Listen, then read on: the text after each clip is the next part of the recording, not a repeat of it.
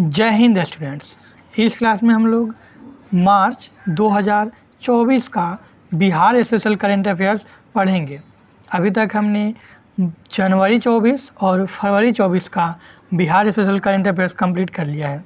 इस क्लास में हम लोग मार्च का करेंगे, तो आप हमारे साथ बने रहिए। सबसे पहले हम लोग मार्च मंथ का वन लाइनर करंट अफेयर्स देखेंगे तथा उसके बाद जो भी महत्वपूर्ण और जो मोस्ट इम्पोर्टेंट करंट अफेयर्स है पीटी और मेंस की दृष्टिकोण से बीपीएससी 70वीं के लिए, उसका हम लोग डिस्क्रिप्टिव वाइज भी देखेंगे, जो कि ज़्यादा इम्पोर्टेंट है मेंस और पीटी के लिए, जहाँ से डिस्क्रिप्टिव वाइज क्वेश्चन पूछता है कुछ इस तरह से, तो उसको हम लोग अलग से फिर से डिस्क्रिप्टिव वाइज में देखेंगे। तो आप हमारे साथ बने रहिए। हम दोनों को इस तरह से कर रहे हैं ताकि आपका एक भी करंट अफेयर्स यूपीएससी में नहीं छूटने पाए, और बिहार स्पेशल से जो 10 के आसपास करंट अफेयर्स आते हैं आप उसे पूर्णतः सॉल्व करके आएँ और 10 में 10 आपका पूरा मार्क्स आ सके। तो इस तरह से हम लोग इस करंट अफेयर्स को करेंगे। तो आइए शुरू करते हैं। सबसे पहले हम लोग वन लाइनर करंट अफेयर्स करेंगे और देन आफ्टर दैट जो भी कम्प्रिहेंशन बेस्ड इम्पोर्टेंट होगा उसको कर लेंगे। तो चलिए हम लोग स्टार्ट करते हैं। सबसे पहला जो है, नीति आयोग के अनुसार विगत 9 वर्षों में बिहार के कितने लोगों को गरीबी से बाहर निकाला गया है। तो बिहार के 3.77 करोड़ मतलब 3,77,00,000 लोगों को बिहार में गरीबी से निकाल लिया गया है बीते 9 वर्षों में। और वर्तमान में जनसंख्या जो गरीबी से बाहर आई है बिहार की 2005 से 6 से 2019-21 के बीच बिहार का जनसंख्या जो है 44% जनसंख्या गरीबी से बाहर आई है। तो इन 9 वर्षों में बिहार की 44% जनसंख्या को गरीबी से बाहर लाया गया है। मतलब अब देखिए, टोटल का 44% नहीं है ये, मतलब जो गरीब थे उन गरीबों में से 44% गरीबों को गरीबी रेखा से बाहर निकाल दिया गया है। और ये जो है टोटल कुल कितने हैं, 3,77,00,000 लोगों को गरीबी से बाहर निकाला गया है। अगला पॉइंट है, बिहार स्टार्टअप कार्यक्रम के तहत राज्य कितनी राशि तक ब्याज मुक्त सीड कोष प्रदान करता है। तो कोई भी स्टार्टअप अगर आप शुरू करते हैं तो उसके लिए आपको 10 लाख रुपए की ब्याज मुक्त सीड कोष प्रदान किया जाता है। मतलब कि आपको पैसा मिलेगा लेकिन उसमें ब्याज नहीं मिलेगा।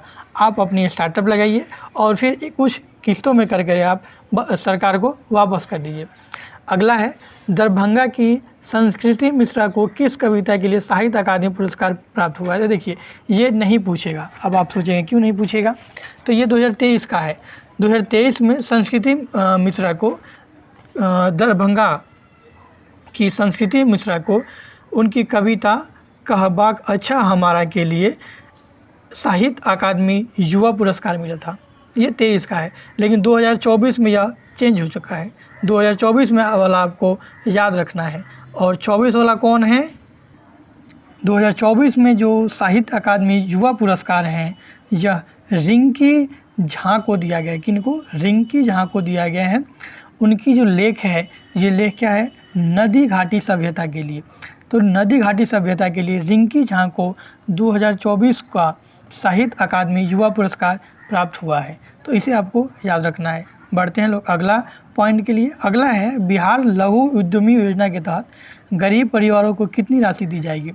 तो लघु उद्यमी योजना के तहत गरीब परिवारों को 2 लाख रुपए की सहायता राशि दी जाएगी। और ध्यान रखिए, ये है गरीब परिवारों को लघु उद्यमी योजना। ध्यान रखिए, एक बड़ी उद्यमी योजना है जिसमें अलग चल रहा है, वो बड़े परिवारों के लिए है और उसमें लोन की सुविधा भी है। इसमें लोन नहीं, यह अनुदान के तहत 2 लाख दिया जा रहा है। चलिए अगला है, मजबूत स्टार्टअप इकोसिस्टम निर्मित करने के लिए बिहार को कौन सा पुरस्कार मिला है। तो देखिए, बिहार सरकार को मजबूत स्टार्टअप इकोसिस्टम मतलब स्टार्टअप को बढ़ावा देने के लिए बिहार सरकार के द्वारा जो प्रयास किए गए हैं, इसके लिए उनको एस्पायरिंग लीडरशिप अवार्ड प्राप्त हुआ है। तो बिहार को एस्पायरिंग लीडरशिप अवार्ड मिला है स्टार्टअप इकोसिस्टम को बेहतर करने के लिए। अगला पॉइंट है, निर्माण क्षेत्र में काम करने वाले लोगों के मामले में बिहार का स्थान।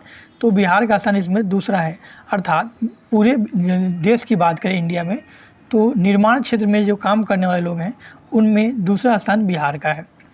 अगला देखते हैं, बिहार सरकार के अनुसार विकलांग लोगों को पदोन्नति अर्थात जो प्रमोशन है उनमें कितना % आरक्षण मिलेगा। तो प्रमोशन में उन्हें 4% का आरक्षण दिया जाएगा। अगला जो फैक्ट है, हाल ही में स्टार्टअप दिवस के अवसर पर किस कंपनी को या किस स्टार्टअप को सर्वश्रेष्ठ स्टार्टअप का पुरस्कार दिया गया है? तो मेडिवाइजर, बिहार की मेडिवाइजर कंपनी को बिहार स्टार्टअप 2024 का सर्वश्रेष्ठ स्टार्टअप घोषित किया गया है। अगला प्रश्न आप देखिए, सर्वश्रेष्ठ, ध्यान रखना है, सर्वश्रेष्ठ इसी जो पुरस्कार था स्टार्टअप दिवस के अवसर पर दिया गया था, सर्वश्रेष्ठ महिला नेतृत्व का पुरस्कार ग्राम श्री किसान प्राइवेट लिमिटेड को दिया गया है। तो इसे भी आपको थोड़ा सा ध्यान रखना है, ज़्यादा इंपॉर्टेंट नहीं है। हाल ही में एक रिपोर्ट के अनुसार जो कि नाबार्ड ने जारी किया था, बिहार के कितने किसानों के पास किसान क्रेडिट कार्ड नहीं है? तो 80% के पास किसान क्रेडिट कार्ड नहीं है। अगला फैक्ट है, बिहार के कितने केंद्रीय कारागारों में मुक्ति बाजार है, अर्थात जिसमें कैदियों के द्वारा बनाए गए वस्तुओं को बेचने के लिए बिहार सरकार ने 5 कारागारों में मुक्ति बाजार का शुभारंभ किया है। तो यहाँ पे जो जेल की कैदी हैं उनके द्वारा निर्मित वस्तुओं को बेचा जाएगा और इसके लिए 5 केंद्रीय कारागारों की चुनाव किया गया है। अगला है, राष्ट्रीय सड़क सुरक्षा सप्ताह या राष्ट्रीय सड़क सुरक्षा माह कब मनाया गया है? तो 15 जनवरी से 14 फरवरी के बीच। 15 जनवरी का आप दिवस याद कीजिए और 14 फरवरी का दिवस याद कीजिए, और दोनों के बीच आपको ध्यान रखना है कि इसमें क्या मनाया गया है, राष्ट्रीय सड़क सुरक्षा सप्ताह। बढ़ते हैं अगले पॉइंट की तरफ जो कि इम्पोर्टेंट है। हाल ही में दरभंगा और अयोध्या के बीच हवाई सेवा कब शुरू की गई है? तो दरभंगा और अयोध्या के बीच हवाई सेवा की शुरुआत 1 फरवरी 2024 को की गई थी। अगला बहुत ही इम्पोर्टेंट है जो कि आपको ध्यान रखना है, गणतंत्र दिवस के अवसर पर, इस टाइप के क्वेश्चन बीपीएससी पूछता है। गणतंत्र दिवस के अवसर पर दिल्ली के कर्तव्य पथ पर आयोजित समारोह में किलकारी बाल भवन के कितने बच्चों ने भाग लिया? तो गणतंत्र दिवस के अवसर पर दिल्ली के कर्तव्य पथ पर आयोजित समारोह में किलकारी बाल भवन के 15 बच्चों ने भाग लिया। इनमें 3 लड़के पूर्णिया के थे, 3 लड़के पटना के थे, 2 लड़के पूर्णिया की थी लड़के और 10 लड़कियां इसमें भाग ली थी। और इस तरह से कुल 15 बच्चों ने किलकारी बाल भवन के जो कि संबंधित हैं, इन्होंने गणतंत्र दिवस के अवसर पर भाग लिया है। अच्छा, बिहार से गणतंत्र दिवस के अवसर पर बिहार के एक लोक नृत्य को भी शामिल किया गया था जो कि झिझिया था। इसे भी आपको याद रखना है। बिहार के गणतंत्र दिवस भारत के गणतंत्र दिवस के अवसर पर झांकी में प्रदर्शित करने के लिए बिहार का एक लोक नृत्य झिझिया को प्रदर्शित किया गया था और इसमें किलकारी बाल भवन के 15 लड़कों ने भाग लिया था। अगला प्रश्न और भी इम्पोर्टेंट है, बिहार से किसे प्रधानमंत्री राष्ट्रीय बाल पुरस्कार प्राप्त हुआ है? तो हाल में बिहार से एक व्यक्ति है, एक लड़का है, मोहम्मद हुसैन। ये मोहम्मद हुसैन को प्रधानमंत्री राष्ट्रीय बाल पुरस्कार दिया गया है क्योंकि यह वेस्टेज से, जितने भी वेस्ट पदार्थ हैं उनसे उपयोग की चीज़ें, खिलौने या जो भी अच्छी अच्छी चीज़ें, कलाकृतियाँ, हस्तशिल्प बना लेता है, इसलिए इसे संस्कृति के क्षेत्र में प्रधानमंत्री राष्ट्रीय बाल पुरस्कार प्राप्त हुआ है। तो ये बहुत इंपॉर्टेंट है। इस टाइप के क्वेश्चन बीपीएससी का जो प्रीवियस ईयर आप देखिएगा तो बहुत सारा मिल जाएगा। तो ये आपको ध्यान रखना है कि प्रधानमंत्री राष्ट्रीय बाल पुरस्कार मोहम्मद हुसैन को दिया गया है। यह किलकारी बाल भवन से संबंधित है। किलकारी एक भवन है जहाँ पे बच्चों को बिहार सरकार द्वारा चलाया जाता है। बच्चों को ट्रेनिंग या बोल सकते हैं कि छोटे छोटे जो बच्चे हैं उनको आर्ट के रूप में, मतलब कि अपने कलाकृतियों को दिखाने के लिए, प्रदर्शित करने के लिए उनको बढ़ावा दिया जाता है। अगला प्रश्न है, पटना स्मार्ट सिटी की किस परियोजना को स्कॉच अवार्ड मिला है? तो पटना स्मार्ट सिटी की ICC अर्थात integrated command and control centre को स्कॉच अवार्ड दिया गया है। अगला पॉइंट देखते हैं, नीति आयोग की बहुआयामी गरीबी सूचकांक के अनुसार, बहुआयामी गरीबी सूचकांक के अनुसार बिहार का सबसे गरीब जिला कौन सा है? तो अररिया। ये आपको ध्यान रखना है। अररिया जब आप बिहार के मैप में देखिएगा तो सबसे यहाँ पे है, यहाँ पे तो किशनगंज, यहाँ पे अररिया है और यह नेपाल के साथ सीमा भी साझा करता है। यह बिहार का सर्वाधिक गरीब जिला है और सबसे अमीर जिला पूछा जाए तो वो पटना हो जाएगा। हाल ही में किस राजनीतिक दल के द्वारा गाँव चलो अभियान शुरू किया गया था? तो गाँव चलो अभियान भारतीय जनता पार्टी के द्वारा शुरू किया गया था। अगला प्रश्न है, भुवनेश्वर में आयोजित खेलो इंडिया तैराकी प्रतियोगिता में 2 स्वर्ण पदक जीतने वाली एक खिलाड़ी की है बिहार की, उनका नाम बताना है, तो वो कात्यायनी सिंह है। देखिए खिलाड़ियों से बीपीएससी पूछता है ना कि ये कात्यायनी सिंह किस खेल से संबंधित है, या ये भी पूछ सकता है कि हाल ही में तैराकी खिलाड़ी कात्यायनी सिंह चर्चे में थी, वे किस खेल से संबंधित है या किस जिले से संबंधित है। तो इस तरह से बीपीएससी घुमाते रहता है, तो आपको ध्यान में रखना है। अगला प्रश्न है, चुनाव आयोग के आंकड़ों के अनुसार 2024 में बिहार में मतदाताओं की कुल संख्या कितनी है? तो 7,64,00,000 7.64 करोड़ है कुल मतदाताओं की संख्या, जिनमें से 12 लाख नए मतदाता इस बार जोड़े गए हैं। इसको हम लोग फिर से एक डिटेल में देखेंगे। बढ़ते हैं अगले प्रश्न की तरफ। पीएमसीएच को उनकी प्रयोगशालाओं की गुणवत्ता में मूल्यांकन की सहायता करेगा। देखिए पीएमसीएच को जो भी लेबोरेटरी है उसमें बढ़ावा देने के लिए या उनमें गुणवत्ता में सुधार लाने के लिए CMC Christian medical college Vellore जो है सहायता करेगा। अगला प्रश्न है, जनवरी 2024 तक बिहार के स्कूलों में कितने ICT लैब विकसित किए जाएंगे? तो ये 175 विकसित किए जाएंगे। अब एक VVI क्वेश्चन है जो कि आपको ध्यान रखना है। हाल ही में राजेंद्र प्रसाद की प्रतिमा, जिसे स्टैचू ऑफ विजडम कहा जाता है, तो आपसे ये भी पूछ सकता है कि स्टैचू ऑफ विजडम किन से संबंधित है? तो राजेंद्र प्रसाद से संबंधित है। स्टैचू ऑफ विजडम की स्थापना कहाँ की जा रही है? तो पटना में गंगा घाट के पास। इसकी ऊंचाई कितनी है? तो 243 फीट। इनसे जुड़ी सभी फैक्ट आपको याद रखने हैं। बढ़ते हैं अगले प्रश्न की तरफ। अगला प्रश्न है, हाल ही में IIT पटना द्वारा कौन सा उपकरण विकसित किया गया है जो खेतों में काम करने वाले या घर से बाहर रहने वाले को 30 मिनट पहले आपदा जैसे कि बिजली गिरना या मौसम संबंधी आपदाओं की जानकारी देगा? तो इसका नाम रखा गया है नीतीश रॉकेट। अगला प्रश्न है, हाल ही में बिहार में शिक्षकों की भर्ती के लिए सक्षमता परीक्षा आयोजित की गई थी। यह सक्षमता परीक्षा कितनी भाषाओं में ली गई है? तो सक्षमता परीक्षा 59 विषयों में ली गई है। ठीक है। हाल ही में बापू टावर का स्थापना किया जा रहा है पटना में। इसकी ऊंचाई कितनी है? इसमें खर्च कितना आया है? 129 करोड़। और इसकी ऊंचाई से संबंधित अभी जानकारी आउट नहीं हुआ है, तो इसे आपको ध्यान में नहीं रखना है, कोई खास इंपॉर्टेंट नहीं है। बढ़ते हैं अगले पॉइंट की तरफ। अगला प्रश्न है, हाल ही में स्टार्टअप इनाया को किसने शुरू किया है? तो स्टार्टअप इनाया को पटना वीमेंस कॉलेज के द्वारा शुरू किया गया था। किस राज्य में 12वीं राष्ट्रीय स्कूल शतरंज चैंपियनशिप आयोजित किया गया था? तो स्कूल शतरंज चैंपियनशिप पटना में आयोजित किया गया था। किस जिले में एग्रो बिहार फेस्टिवल 2024 का आयोजन किया गया था? तो पटना में एग्रो बिहार फेस्टिवल 2024 का आयोजन किया गया था पटना के गांधी मैदान में। और इसमें भारत की बड़ी बड़ी जो एग्रीकल्चर मशीनें बनाने वाली कंपनियां हैं वो आकर के अपना प्रदर्शनी लगाई हुई थी। हाल ही में एक और क्वेश्चन बताना है कि जदयू और बीजेपी ने संगठन क्या चीज़ बोलते हैं उसको, दोनों ने मिल करके बिहार में एक संयुक्त पार्टी बना करके बिहार में सरकार बनाया है। अब इसमें आपको बताना है कि इन्होंने पहली बार गठबंधन कब किया था? तो सबसे पहली बार इन्होंने गठबंधन 1995 में किया था। ये थोड़ा इंपॉर्टेंट है, आपको ध्यान रखना है कि बीजेपी और जेडीयू ने सबसे पहली बार 1995 में गठबंधन किया था। अगला प्रश्न है, बिहार में पहला बायोटेक्नोलॉजी कॉलेज कहाँ स्थापित किया जा रहा है? तो ये भागलपुर के कृषि विश्वविद्यालय सबौर में, भागलपुर के सबौर में स्थित कृषि विश्वविद्यालय में बायोटेक्नोलॉजी कॉलेज का स्थापना किया जा रहा है। ये बहुत ही VVI मान के चलिए इंपॉर्टेंट जो भी है, मतलब बहुत इंपॉर्टेंट टॉपिक है, आपको याद रखना है कि बिहार में पहला बायोटेक्नोलॉजी कॉलेज स्थापित किया जा रहा है और यह भागलपुर के सबौर कृषि विश्वविद्यालय में स्थापित किया जा रहा है। आइए हम बढ़ते हैं अगले फैक्ट।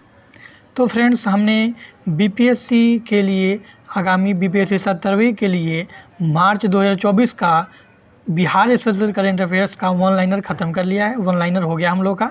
अब हम कम्प्रीहेंसिव बेस देख लेंगे जो जो इम्पोर्टेंट है, जैसे कि बिहार में गरीबी, तो जो कि PT और मेंस के लिए इम्पोर्टेंट है। इन टॉपिक्स को हम लोग थोड़ा अच्छे से डिटेल वाइज कवर करेंगे। तो आइए देख लेते हैं कि ये क्या है। हाल ही में नीति आयोग द्वारा एक रिपोर्ट जारी किया गया था जिसमें बताया गया कि भारत में 24.82 करोड़ लोगों को गरीबी से बाहर निकाला गया है। वहीं बिहार की बात करें तो 3.77 करोड़, मतलब 3,77,00,000 लोगों को बहुआयामी गरीबी से बाहर निकाला गया है। वहीं बहुआयामी गरीबी से बाहर निकालने में राज्यों की बात करें तो प्रथम स्थान पे यूपी है, जहाँ पे सर्वाधिक लोगों को गरीबी से बाहर निकाला गया है। दूसरे स्थान पर बिहार है और तीसरे स्थान पर MP है। तो यूपी, बिहार और MP ये तीन इस तरह से हैं आपको क्रमवार याद रखना है, जहाँ पे हाल ही में नीति आयोग ने रिपोर्ट जारी किया कि यहाँ पे सर्वाधिक लोगों को गरीबी से बाहर निकाला गया है।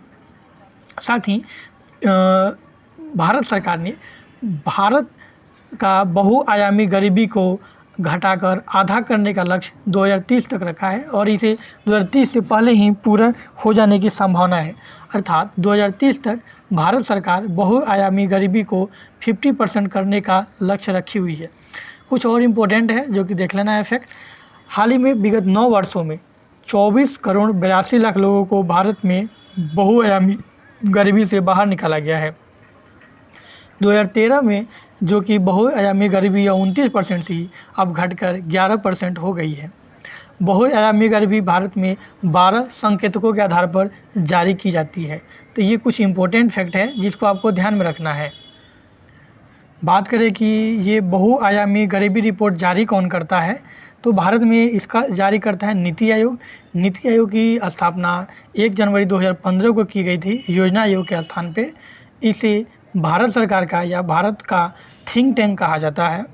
यह नीति आयोग NSO के द्वारा दिए गए आंकड़ों के आधार पर गरीबी का आकलन करता है और उसे जारी करता है। भारत में गरीबी रेखा का जो आकलन है यह उपभोग व्यय या कंज्यूमर प्राइस इंडेक्स पर आधारित है।